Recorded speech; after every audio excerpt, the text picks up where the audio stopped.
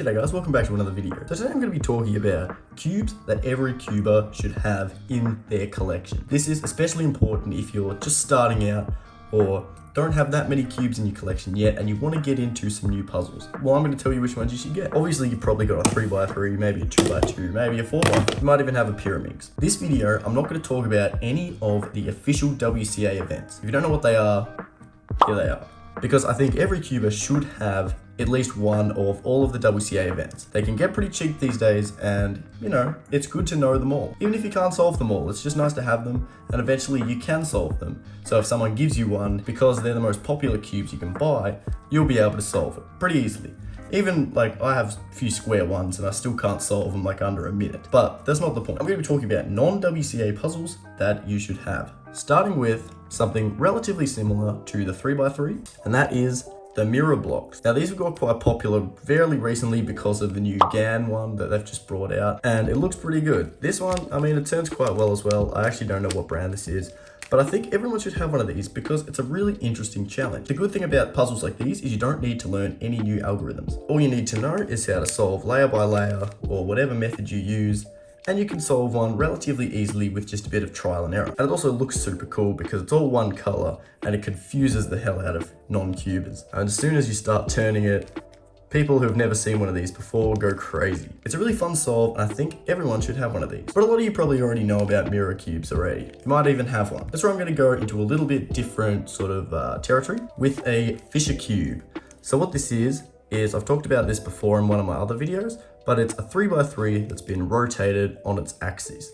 So each turn goes through this way instead of going through the sides. So it's an edge turner, meaning that it also solves relatively similarly to a 3x3.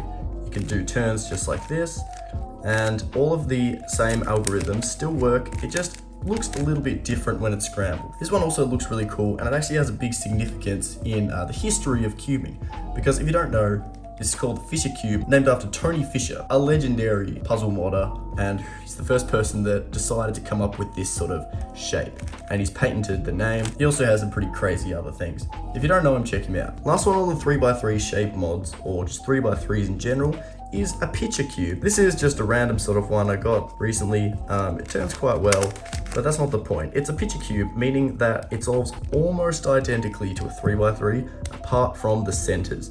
Meaning that if you do a few moves, you can actually flip the centers because they're not all the same color like a 3x3. The colors on 3x3 can get quite monotonous at times and it seems like it's just the same thing over and over, but this is a little bit of a different challenge because it means that you need to think a little bit more while you're doing the solve. It also means that you need to learn a couple of new algorithms just to flip the centers, but that's pretty easy. They're very simple algorithms. Next up, I think a floppy cube is a really important asset to your collection. A floppy cube is a 3x3x1, meaning that it only has one dimension where you can turn just like this. It's a very simple puzzle, except for when you start doing turns like this and then mixing up the edges, and it gets kind of confusing. However, once you find out how to solve it, it's actually really fun.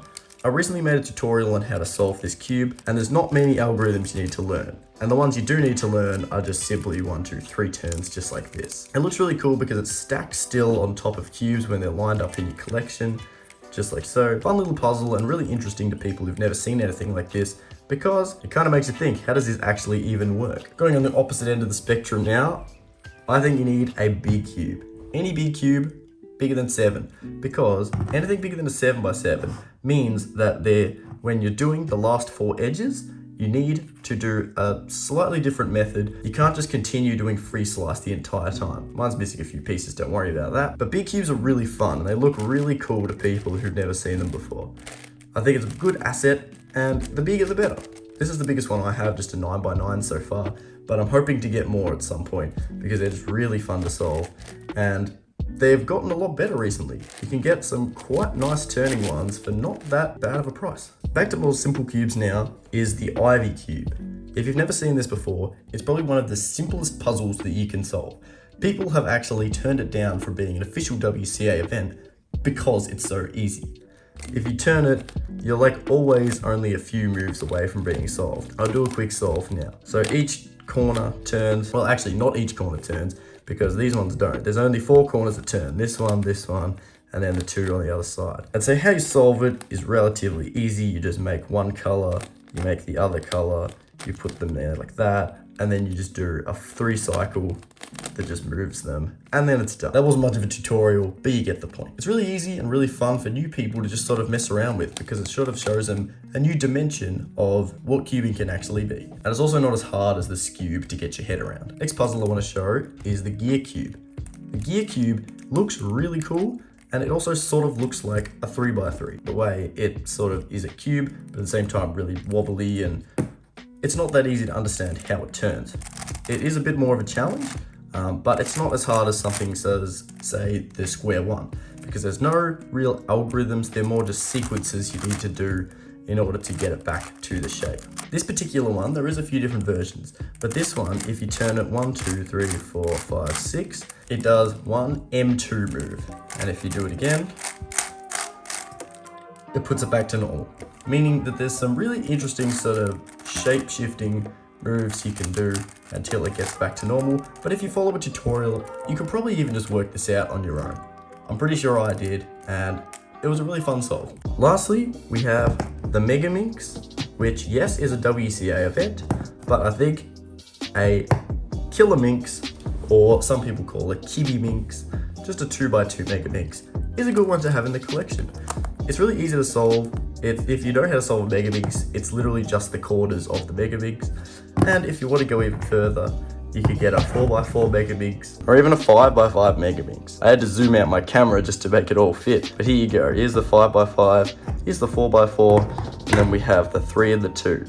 So these all solve similarly to big cubes, like a 5x5 and so on. This is just 1, 2, 3, 4, 5 across. As you can see, I haven't solved this one yet. I've just been putting it off because it takes a while. It also doesn't turn great, but it's a really fun solve. The 4x4 is probably a bit more fun because it's the same concept, but it doesn't take as long. The 2x2, on the other hand, is really quick. Some people could do that in under 10 seconds. It's insane. So there you have it. Basically, that's all the cubes that I think would be a good initial investment into your cube collection. If you're thinking about getting some new cubes, try and pick up some of these, whatever tickles your fancy. If you want something easy, go for the Ivy Cube or the Floppy Cube.